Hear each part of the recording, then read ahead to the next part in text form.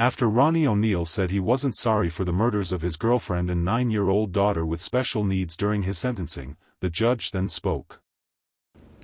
I am not sorry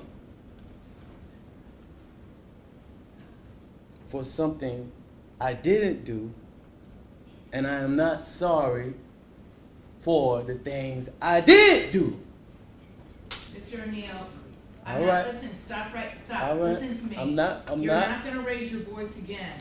I'm not going to raise my voice again. I'm not. I will have you removed from this courtroom. I can sentence you without you being present. Yes, ma'am. You don't conduct I yourself. understand, Your Honor. Thank you.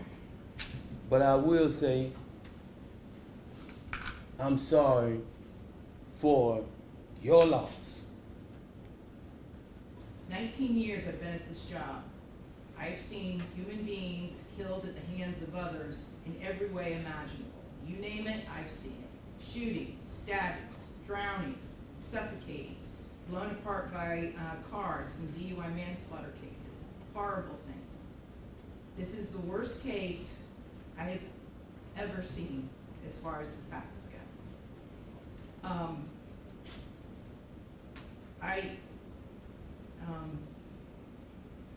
When the person from fire department, when he testified, and when he said that he retrieved the body of Ronivia O'Neal from the home, and all he could do was sob. It took every ounce I had not to start sobbing too.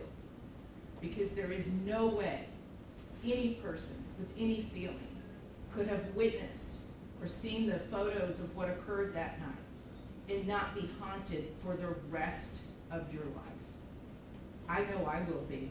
For the rest of my life, I'll be haunted by what I saw as far as the evidence and just the abject cruelty of it all. The abject cruelty. And I was aware, because I reviewed a lot of the discovery ahead of time, as you well know, did a lot of in-camera inspection of a lot of documents.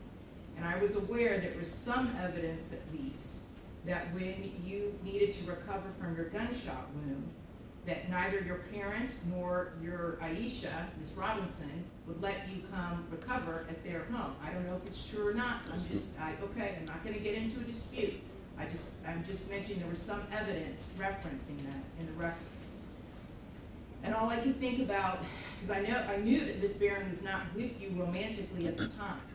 And I knew that she just out of the goodness of her heart let you come stay with her. And it is beyond tragic that that critical decision ended in so much horror for her and for her children. It is unspeakably cruel what happened as a result of that one decision. The way that Ms. Barron died was horrific, and that 911 call, which captured truly all of it. You heard, and everyone who's heard that 911 call heard a death scream.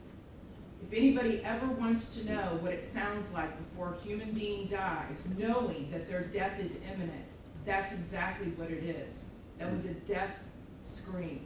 We're going to see if it's true. But what happened to little Ronivia and to little Ronnie, but I'm going to focus on Ronivia, because she was special. And you could tell Miss Barron had done everything she could to create a beautiful home for her family. I noticed that the Ronivia's bedroom, before you set it on fire, you could tell she tried so hard to make her feel like a princess. Kenyatta did everything she could. And I noticed too in the kitchen, on the refrigerator, she put up magnets that said faith, love, family, hope. And then you know what else happened to that refrigerator during that night? It got splattered with blood all over it due to what happened. Little Ronivia, she couldn't scream, she couldn't run away, and she witnessed what you did to her mother as far as shooting her mother in the arm with the gunshot.